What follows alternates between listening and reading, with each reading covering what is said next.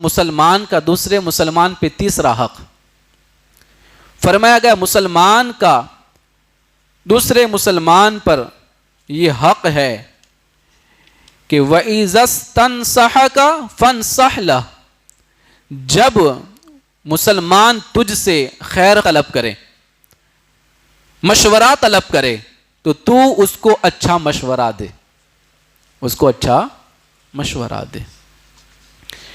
تو مسلمان کا تیسرا حق یہی ہے کہ اپنے مسلمان بھائی کا اچھا چاہے، بھلا چاہے۔ خیر خواہی مطلب کیا ہے؟ اچھا چاہنا، مسلمان کے لیے اچھا سوچنا، یہ ہے۔ آپ قرآن کریم میں دیکھیں تو اللہ تبارک و تعالیٰ نے فرمایا نا انما المؤمنون اخوہ، مسلمان مسلمان کا بھائی ہے۔ کیا فرمایا؟ مسلمان مسلمان کا بھائی ہے۔ کوئی بھی ہو، کسی بھی سماج سے تعلق رکھتا ہو، مسلمان ہے تو بھائی ہے، مسلمان ہے تو بھائی ہے۔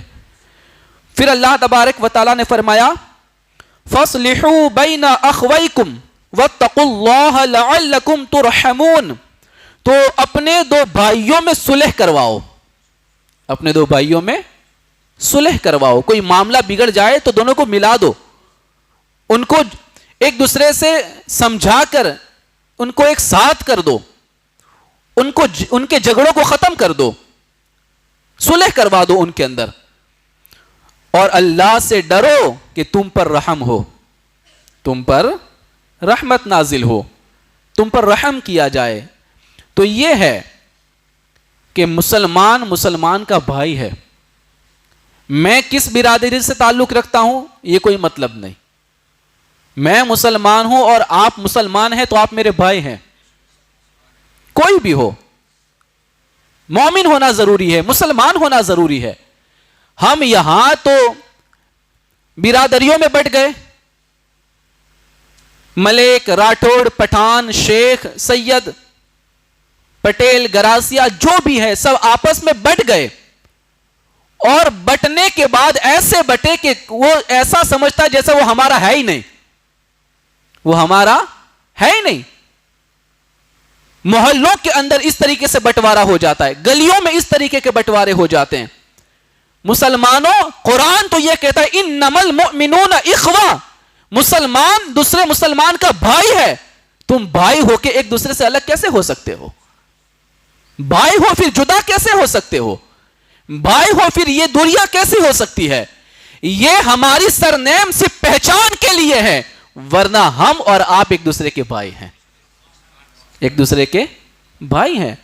ان سرنیم کے جھگڑوں میں تو بہت بڑے بڑے فتنے پیدا ہوئے، بڑے بڑے جھگڑے پیدا ہوئے، بڑے بڑے گاؤں کے اندر الگ الگ ڈپارٹمنٹ بن گئے، لوگ سرنیم کے چکر کے اندر تلواریں نکالنے لگے، لوگ سرنیم کے چکر میں ایک دوسرے پہ فائرنگ کرنے لگے۔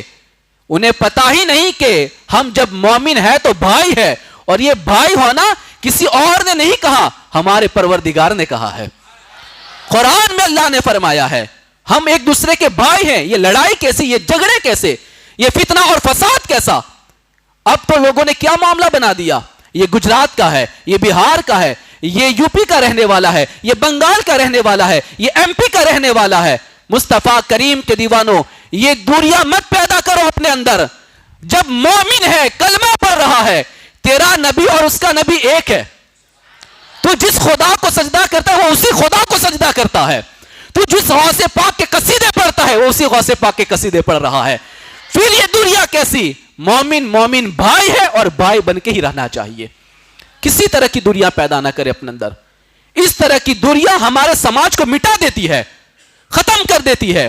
جب کوئی معاملہ ہو جاتا ہے کہتے ہیں کہ وہ راٹھوڑوں کا مسئلہ ہے ہم نہیں جائیں گے، وہ ملیک کا مسئلہ ہے ہم نہیں جائیں گے، وہ نکوم کا کام ہے ہم نہیں جائیں گے، وہ گراسیوں کا مسئلہ ہے ہم نہیں جائیں گے۔ وہ کسی کا مسئلہ نہیں، ہمارے مسلمان بھائی کا مسئلہ ہے، ہمارے مومن بھائی کا مسئلہ ہے۔ جب ایسے مسائل کھڑے ہو، ہمیں بغیر کسی چیز کے اندر پڑھنے کے اور ذاتی کے اندر ملوث ہونے کے، بغیر ذات کا فرق کیے مسلمان کی مدد کے لیے فوراً دوڑنا چاہیے، اس لیے کہ ہمارا وہ بھائی ہے، ہمارا وہ بھائی ہے۔ یہ قرآن نے کہا۔ تو مسلمان کا مسلمان پہ تیسرا حق کہ جب تمہارا مسلمان بھائی تم سے اگر کوئی نصیحت مانگے، جب کوئی خیر خواہی کرے تو تم اس کی خیر خواہی کرو، اس کو اچھا مشورہ دو، یہ مسلمان کا حق ہے۔ مصطفیٰ کریم کے دیوانوں، بلکہ میرے آقا صلی اللہ علیہ وسلم نے فرمایا، مسلم شریف کی حدیث ہے، الدین النصیحہ، دین خیر خواہی کا نام ہے، دین خیر خواہی کا نام ہے۔ اسلام کیا تعلیم دیتا ہے؟ اسلام یہی تو کہتا ہے کہ اپنے مسلمان کا بھلا چاہو، مسلمان بھائی کا بھلا چاہو، یہی تو دین ہمیں تعلیم دیتا ہے۔ آج دین کی بڑی بڑی باتیں کرنے والے، لمبی لمبی داڑیاں رکھنے والے، بڑے جبے اور قبے پہننے والے مسلمانوں کو آپس میں لڑوا رہے ہیں، چند روپیوں کے خاطر، چند واٹ کے خاطر، شہرت کے خاطر مسلمانوں کو آپس میں لڑوا دیتے ہیں۔ انہیں پتا نہیں یہ دینداری نہیں ہے، دینداری اسی کا نام ہے کہ مسلمان مسلمان کا بھلا چاہے، مسلمان مسلمان کا خیر خواہ بنے، یہی دینداری ہے۔ آپ کو میں ایک واقعہ سناؤں جس کو حافظ ابو القاسم طبرانی رحمت اللہ تعالی علیہ نے نقل کیا ہے۔ وہ یہ ہے کہ صحابی رسول حضرت جریر رضی اللہ تعالی عنہ نے اپنے غلام کو ایک گھوڑا خریدنے کے لیے بازار میں بھیجا اور کہا جاؤ ایک گھوڑا خرید کے لاؤ میرے لیے، اپنے نوکر کو بھیجا، اپنے غلام کو بھیجا۔ جب وہ بازار گئے تو انہوں نے 300 درہم کے اندر گھوڑا خرید لیا، اور گھوڑا خرید کر گھوڑے کا جو مالک تھا اس کو بھی ساتھ میں لے کر آئے اپنے مالک کے پاس، اپنے آقا کے پاس، حضرت جریر کے پاس، تاکہ حضرت جریر خود اسے اپنے ہاتھوں سے اس کی رقم ادا کر دے۔ 300 درہم میں گھوڑا خرید کے وہ غلام واپس آیا۔ تو جب حضرت جریر نے وہ گھوڑا دیکھا جو ان کا نوکر، ان کا غلام 300 درہم میں خرید کے لایا تھا، تو آپ نے فرمایا اس گھوڑے کے مالک سے، فرسک خیر من 300 درہم ابیعہ ب400، کہا تمہارا گھوڑا 300 درہم سے زیادہ کا ہے، تمہارا گھوڑا تو 300 درہم سے زیادہ کا ہے، کیا تم اسے 400 درہم میں بیچو گے؟ بلند آواز سے یہ کون کہہ رہا ہے؟ خریدنے والا کہہ رہا ہے۔ اور آج تو موقع کی تلاش میں مجبوری کا فائدہ اٹھاتے ہیں لوگ، کون پھنسا ہوا ہے چلو چلتے ہیں اس کے پاس۔ پھنسے ہوئے مسلمان کو اور پھنسایا جاتا ہے، اور اس کے مکان کی قیمت کم کر دی جاتی ہے، اس کے کھیت کی قیمت کم کر دی جاتی ہے، اس کے جانوروں کی قیمت کم کر دی جاتی ہے۔ یہ صحابی رسول ہیں، کہا کہ تو نے 300 درہم میں بیچا ہے گھوڑا تیرا، لیکن میں نے دیکھا کہ تیرا گھوڑا تو اس سے بھی اچھا ہے، کیا تو 400 میں بیچے گا؟ اس نے کہا کیوں نہیں، جب میں نے 300 میں بیچ دیا تو 400 میں کیوں نہیں بیچوں گا؟ پھر آپ نے کہا کہ نہیں تو 500 میں بیچے گا، بلند آواز سے، اور 100 درہم بڑھا دیے۔ اس نے کہا کہ اور میں تو راضی ہو گیا کہ آپ مجھے 500 درہم دے رہے ہیں، تو کہا کہ 600 میں بیچے گا۔ وہ اور خوش ہوا، اور خوش ہوا، کہا میں تو راضی ہوں 600 درہم میں بیچنے کے لیے۔ جب وہ تیار ہوگا کہا کہ 700 میں بیچے گا۔ وہ اور خوش ہوا کہ یہ کیا ہو رہا ہے، میرا گھوڑا تو 300 درہم میں بک چکا تھا، یہ 600-700 درہم تک پہنچ گئے۔ پھر وہ جب 700 میں بھی تیار ہوا کہا کہ 800 میں بیچے گا، بلند آواز سے کہے نا 800 میں بیچے گا۔ تو اس نے کہا کہ میں تو تیار ہوں، جب 300 میں بیچ دیا تو 800 میں کیوں نہیں تیار رہوں گا۔ اس نے کہا کہ میں 800 میں بیچنے کے لیے تیار ہوں۔ آپ نے 800 درہم نکال کے دیے اور گھوڑا لے لیا، بلند آواز سے کہے پورا مجمع۔ 800 درہم میں حضرت جریر نے اس گھوڑے کے مالک سے وہ گھوڑا خریدا۔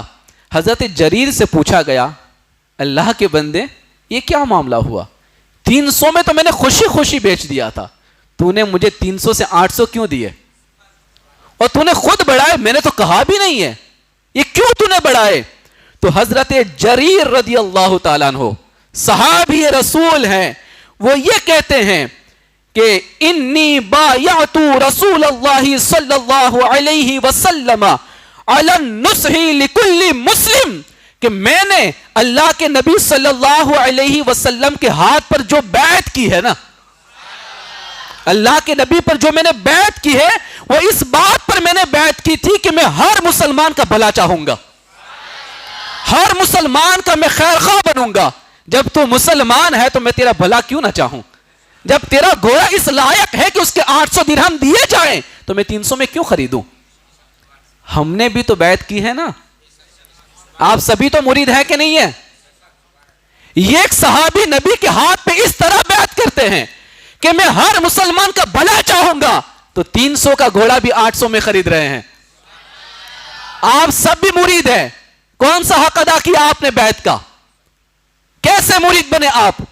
آپ کو بھی تو کہا گیا تھا نا کہ نمازوں کی پابندی کریں گے، روزے رکھیں گے، گناہوں سے بچیں گے، چوری ڈکیٹی نہیں کریں گے۔ آپ نے ہر اعتبار سے اپنے پیر کے ہاتھ میں ہاتھ دے کے بیعت کی تھی۔ وہ صحابی تو اپنی بیعت کو یاد رکھتے ہیں، حضور سے کیا ہوا وعدہ پورا کرتے ہیں۔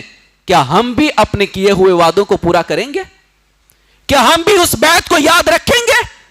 مصطفیٰ کریم کے دیوانوں، ہم تو مسلمان کی مجبوری کا فائدہ اٹھاتے ہیں۔ کیا ہم کسی کی بھلائی کریں؟ کیا ہم کسی کا اچھا کریں؟